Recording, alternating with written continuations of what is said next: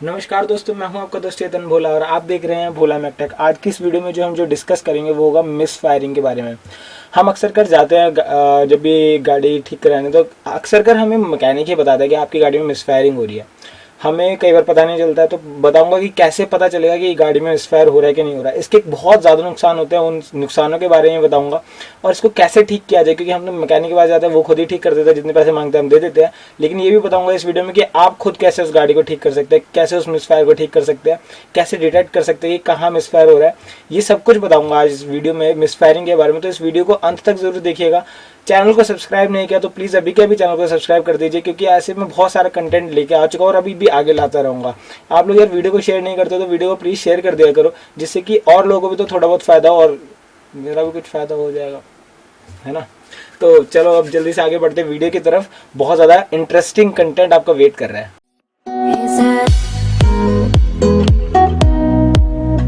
सबसे पहले मैं आपको मिसफायरिंग का मतलब बताना चाहूँगा। मिसफायरिंग का मतलब है कि आपका जो फ्यूल एक सिलेंडर के अंदर गया, मान लीजिए जो जिस इंजन के अंदर फ्यूल गया वो मान लीजिए 4 सिलेंडर का इंजन है आपकी गाड़ी में, मोस्टली 4 सिलेंडर के। तो सबसे पहले मैं बताना चाहूँगा कि मिसफायर होता क्या है। मिसफायर जैसे कि नाम ही बताता है कि फायर नहीं हुआ, मिस हो गई फायर। अब जैसे कि गाड़ी के अंदर जो इंजन के अंदर जो सिलेंडर्स होते हैं, 4 सिलेंडर है मान लीजिए गाड़ी के अंदर। अब इसके अंदर फ्यूल आया लेकिन वो जल नहीं पाया या इम्प्रॉपर जला, बहुत ढंग से नहीं जला, तो उसको बोलते हैं मिसफायर। अब मिसफायर हो रहा है, चलो ठीक है हुआ मिसफायर, लेकिन इसके नुकसान क्या है, मुझे क्या फर्क पड़ता है मिसफायर हो रहा है कि नहीं हो रहा है। मिसफायर अगर आपका हो रहा है तो आपकी जो गाड़ी है उसकी जो पावर है वो काफ़ी कम हो जाती है। जैसे जैसे जितने ज़्यादा सिलेंडर के अंदर मिसफायर होंगी, उतनी ज़्यादा आपकी गाड़ी की पावर कम होती जाएगी। पावर कम होगी वो अलग, फ्यूल उतना ही कंज्यूम हो रहा है, पावर कम प्रोड्यूस हो रही है, तो इसका मतलब फ्यूल की एफिशिएंसी कम हो गई। फ्यूल की एफिशिएंसी कम हो गई वो भी अलग। साथ ही साथ आपका कार्बन जो एमिशन, कार्बन डाइऑक्साइड जो एमिशन जो बाहर निकल रहा है, पॉल्यूशन, वो बढ़ जाता है। तो इस तरह से आपको बहुत 3 तरीके से बहुत ज़्यादा अच्छे से आपको इफेक्ट पड़ता है इस चीज़ का, बहुत बहुत अच्छा नुकसान होता है इससे। तो अब कैसे डिटेक्ट किया जाए। जब भी आपकी गाड़ी में मिसफायर होता है तो कहीं ना कहीं आपको थोड़ी सी आवाज़ आती है, बैंगिंग साउंड जिसे बोलते हैं, मतलब अलग से आपको आवाज़ आने लगेगी, थोड़ा सा इंजन आपके आवाज़ करने लगेगा। अगर बाई चांस नहीं आती, बहुत कम मिसफायर हो रहा है, मिसफायर हो रहा है लेकिन कभी कभी हो रहा है, तो वाइब्रेशंस प्रोड्यूस हो रही होती हैं इसके अंदर कुछ, तो वाइब्रेशन से भी आप अंदाजा लगा सकते हैं कि गाड़ी के अंदर मिसफायर हो रहा है कि नहीं हो रहा है। नॉर्मली गाड़ी बहुत कम वाइब्रेट करती है, अगर आपकी गाड़ी जितनी भी वाइब्रेट कर रही है उससे अगर ज़्यादा वाइब्रेशन हो तो उसका एक रीज़न मिसफायर हो सकता है। और जो तीसरा जो चीज़ है कि जर्क करने लग जाएगी गाड़ी, मतलब एकदम से ऐसा होगा बंद होने लगेगी, ऐसा लग रहा है कि यार मैं थ्रॉटल दे रहा हूँ लेकिन फिर भी गाड़ी बंद से होने की, जैसे आप एक्सीलरेटर पैडल से पैर हटाएंगे तो गाड़ी बंद होने को आ रही होगी, या फिर ऐसा लग रहा होगा कि यार इसको बार बार थोड़ा सा एक्सीलरेटर दबाना पड़ रहा है जब ये चालू कंडीशन में है। तो ये 3 सिम्टम्स हो सकते हैं जिससे कि आपको पता चल जाए कि ये मिसफायर हो रही है इस गाड़ी के अंदर, इस इंजन के अंदर। अब मिसफायर हो रही है तो इसके क्या रीजंस हो सकते हैं जिसकी वजह से मिसफायर हो रही हो।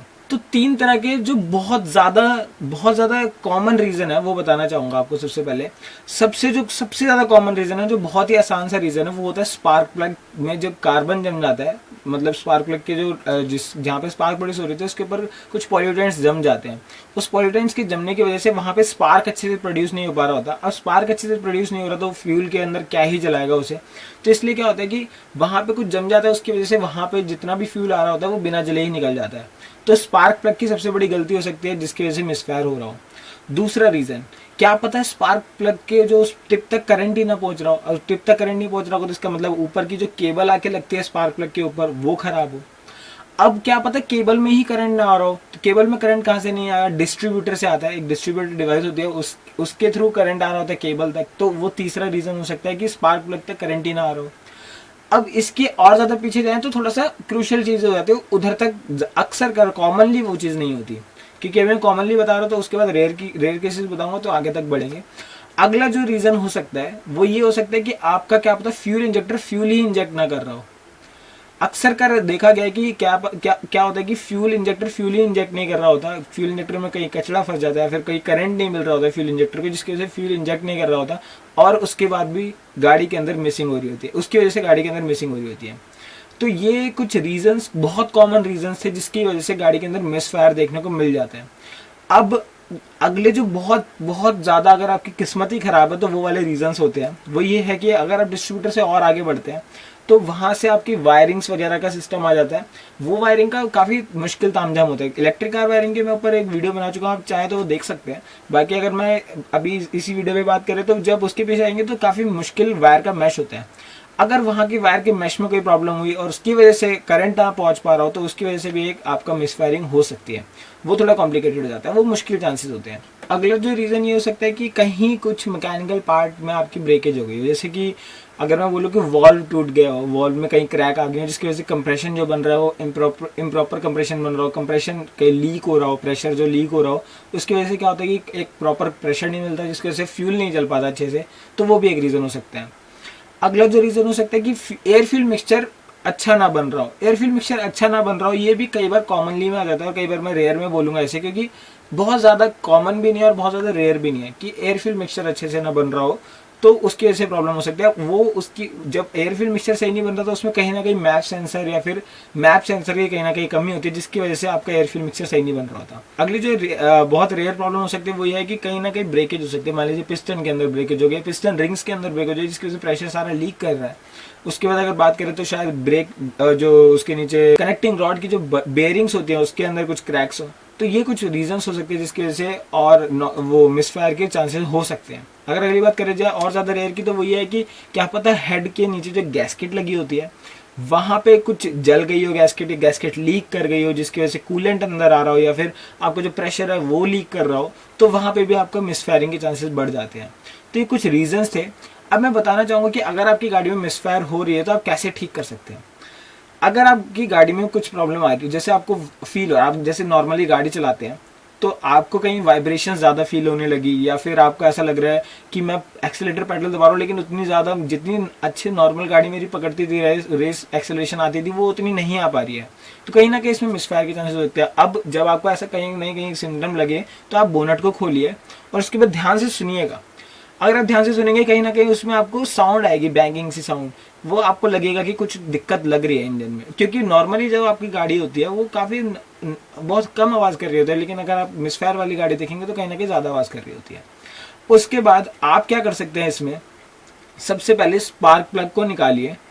एक एक करके 4 सिलेंडर है तो चारों के सिलेंडर के स्पार्क प्लग निकाल लीजिए। स्पार्क प्लग जब आप निकालेंगे तो उसके बाद उसको एक बार जैसे स्पार्क प्लग निकाला, आपने बॉडी से टच किया और उसके बाद गाड़ी चला के देखिए, आप देखा कि स्पार्क प्रोड्यूस हो रहा है कि नहीं हो रहा है। स्पार्क भी प्रोड्यूस हो रहा हो, बहुत अच्छी क्वालिटी है स्पार्क, मतलब ब्लू कलर की बुरी अच्छी से एक वो लाइन आ रही है, स्पार्क आ रही हो अच्छे से, वो देखना पड़ेगा आपको।